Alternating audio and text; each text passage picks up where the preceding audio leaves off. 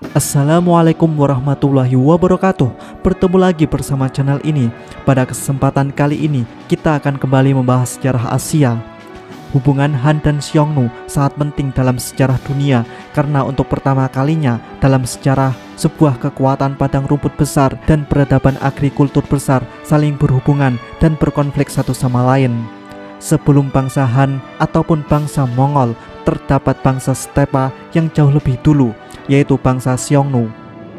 Bangsa Cina merupakan salah satu dari beberapa peradaban yang memulainya dari pertanian. Pertanian dasar muncul kira-kira 10.000 tahun yang lalu, setelah berakhirnya zaman es terakhir.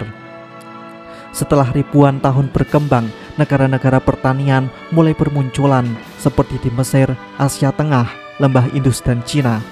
Pada akhirnya, kerajaan-kerajaan ini muncul dengan periode perkembangan besar setelah zaman Alexander Agung di barat dan periode negara-negara berperang di Cina. Tahap akhir dari periode ini adalah kebangkitan Kekaisaran Romawi di barat dan berdirinya dinasti di Cina seperti dinasti Qin dan dinasti Han. Pada kali ini kita akan membahas konflik dua bangsa stepa yaitu bangsa Xiongnu dan bangsa Cina yaitu dari dinasti Han. Berikut ini adalah sejarah perang Han dan Xiongnu.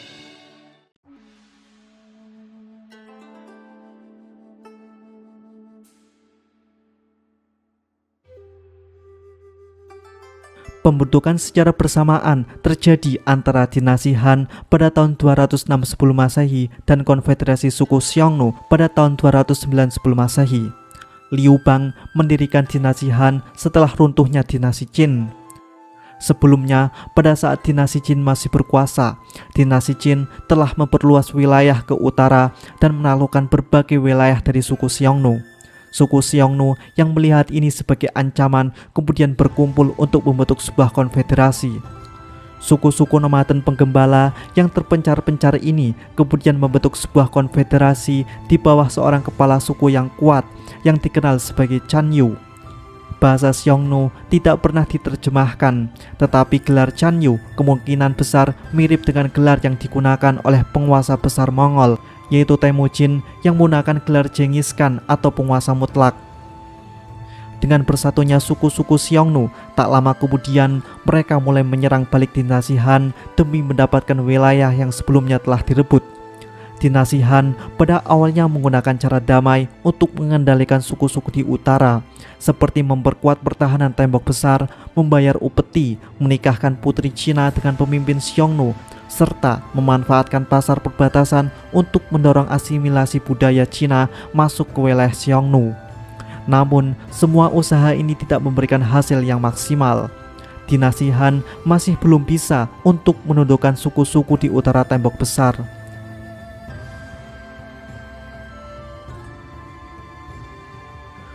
Berbagai kaisar dinasti Han awal seperti Liu Bang, Kaisar Wen, dan Kaisar Jing belum mampu untuk menundukkan suku-suku Xiongnu.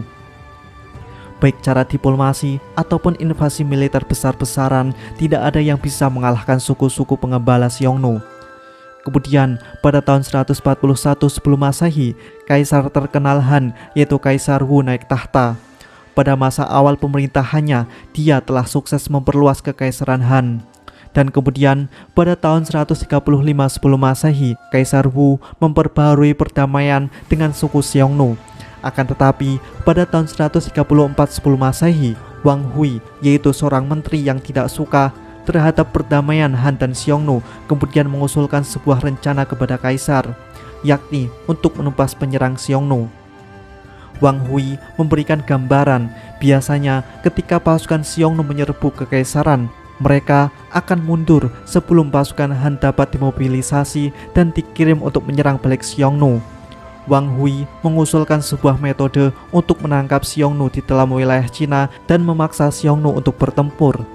Dia akan mengirim seorang utusan ke Xiongnu yang akan berjanji untuk membunuh para pejabat Cina di sebuah kota di utara yang disebut Mayi dan mengizinkan Xiongnu untuk merebutnya. Rencana tersebut dijalankan pada tahun 133 sebelum Masehi. Ketika rencana ini berjalan, utusan itu memberi isyarat kepada Chan Yu atau pemimpin Xiongnu bahwa sudah waktunya untuk menyerang. Sementara itu, tanpa sepengetahuan suku Xiongnu, ternyata dinasti Han telah menempatkan beberapa ratus ribu pasukan untuk menunggu sampai Xiongnu merebut Mai. Pasukan Han kemudian akan menutup rute pelarian, menjebak Chan Yu dan pasukannya. Rencana ini hampir berhasil. Chan Yu menyerang Cina melalui Mai. Akan tetapi dalam prosesnya Chan Yu berhasil mendapatkan informasi dari tawanan orang Cina bahwa dirinya telah dijebak. Akibat informasi ini, Chan Yu berhasil melarikan diri tepat sebelum pasukan Han menutup jalur pelarian. Setelah kegagalan ini, Wang Hui, dalang dibalik rencana tersebut, dipaksa untuk bunuh diri. Akibat rencana Han untuk melakukan penyergapan pemimpin Xiongnu ini, maka perdamaian kedua belah pihak ini telah hancur. Pada tahun 129 sebelum Masehi, pasukan Han menyerang suku Xiongnu di wilayahnya sendiri. 4 pasukan Han yang masing-masing terdiri dari 10.000 kavaleri menyerang Xiongnu di dekat pasar perbatasan. Akibat serangan ini, 1 pasukan Han berhasil membunuh pasukan Xiongnu, 1 pasukan tidak berhasil, dan 2 pasukan mengalami kekalahan dalam melawan Xiongnu. Setelah itu, perang dengan skala yang lebih besar terus berlanjut. Pasukan Xiongnu semakin gencar untuk menyerang wilayah Cina, dan tentu serangan ini menimbulkan kerugian yang cukup banyak. Untuk mengatasi ini, dinasti Han mengirim sebuah pasukan ekspedisi yang besar di bawah Jenderal Wei Jing. Pasukan besar ini ditugaskan untuk menyerang pasukan besar Xiongnu ketika mereka berkemah pada malam hari. Serangan ini memberikan pukulan yang besar bagi suku Xiongnu. Setelah pertempuran ini, banyak dari suku-suku Xiongnu yang menyerahkan diri. Pada tahun 121 sebelum Masehi, sekitar 30.000 sampai 40.000 orang Xiongnu menyeberang ke pihak Cina. Dinasti Han memberikan imbalan bagi suku Xiongnu yang berpindah pihak ini. Kepala suku mereka diberi kekuasaan di utara. Di masa selanjutnya, dinasti Han ini membangun pasukan kavaleri yang diisi oleh pasukan Xiongnu yang telah menyerahkan diri. Pasukan ini digunakan untuk melawan bangsanya sendiri. Akibat banyaknya suku-suku yang menyerah, pada akhirnya Chan Yu menarik suku Xiongnu menjauh dari perbatasan menuju utara Gurun Gobi. Kemudian pada tahun 119 sebelum Masehi, dinasti Han mempersiapkan logistik yang besar untuk kembali melakukan perang besar melawan Xiongnu. Pasukan Han kembali menyerang Xiongnu. Kali ini pasukan Han masuk lebih jauh ke wilayah Xiongnu. Sebuah catatan Cina kuno menerangkan bahwa serangan besar ini telah membasmi 70.000 orang Xiongnu. Namun, ekspedisi Han ini tidak dilakukan dengan biaya yang murah. Sebuah catatan dari sejarawan Sima Qian menerangkan betapa besarnya biaya yang dikeluarkan untuk ekspedisi Han ini. Dia mengklaim bahwa Cina telah kehilangan 110 kuda dan puluhan ribu orang, serta biaya yang dikeluarkan sangat besar sehingga menyebabkan krisis ekonomi. Mata uang harus direformasi dan kontrol monopoli pemerintah atas garam dan besi diperkenalkan untuk pertama kalinya. Setelah masa tenang ini, Kaisar Wu kembali mencoba menaklukkan Xiongnu. Pada tahun 110 sebelum Masehi, Kaisar Wu telah memiliki pasukan kavaleri di utara yang berjumlah 180.000 pasukan. Dengan kekuatan besar ini, Kaisar Wu menyarankan Chan Yu untuk melakukan penyerahan diri. Chan Yu menolak tawaran ini. Akan tetapi, beberapa tahun kemudian datang utusan Kan Yu bahwa Kan Yu bersedia membuka kembali perdamaian dengan imbalan pembayaran upeti bagi dinasti Han. Permintaan ini dijawab oleh dinasti Han yang meminta agar putra Chan Yu diserahkan kepada Han sebagai sandera. Akan tetapi, syarat dari dinasti Han ini ditolak oleh Chan Yu. Pada tahun 107 sebelum Masehi, pada akhirnya negosiasi keduanya gagal.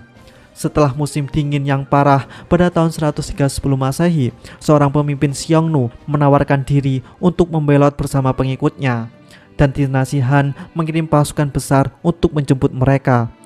Chan Yu yang berhasil mencium pengkhianatan ini kemudian segera membunuh pemimpin yang berniat berkhianat.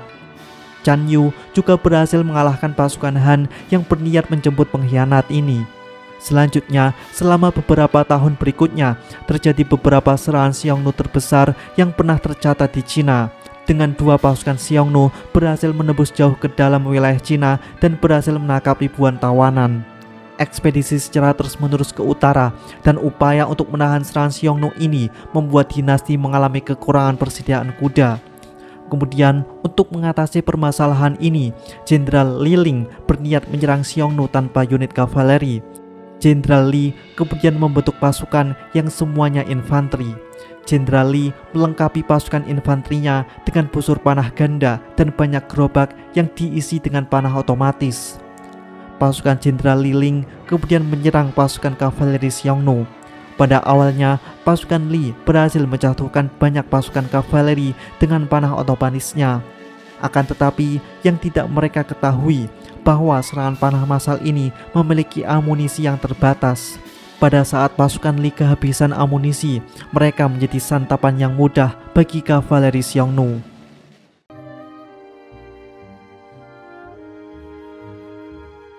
Perang Han dan Xiongnu secara resmi berakhir dengan hancurnya konfederasi Xiongnu. Sebagian besar Xiongnu ada yang pindah ke Cina, pindah ke barat, ataupun dengan menjadi penggembala biasa. Akan tetapi, sebuah hal yang perlu digarisbawahi adalah konflik di perbatasan utara Cina tidak akan pernah berhenti. Tidak ada solusi untuk mengatasi konflik ini. Para penguasa Cina sesudah dinasti Han tentu akan menggunakan cara yang berbeda-beda untuk mengatasi suku-suku di utara tembok. Salah satunya akan mencoba perjanjian damai dan pembayaran upeti. Ada juga yang mencoba kebijakan asimilasi budaya, hingga ada yang kembali mencoba melakukan perang langsung. Akan tetapi, tidak ada yang pernah mencapai resolusi yang kuat. Bahkan, ketika Xiongnu akhirnya memudar dari kekuasaan, koalisi nomaden baru akan muncul untuk menggantikan Xiongnu. Dan pada waktunya, beberapa dari suku-suku ini berubah menjadi sebuah bangsa minoritas yang menakutkan seperti Mongol dan Manchu. Kedua etnis inilah yang pada waktunya berhasil menaklukkan seluruh Cina dan membentuk pemerintahannya sendiri. Dan mungkin ini adalah satu-satunya periode di mana perdamaian datang ke perbatasan utara.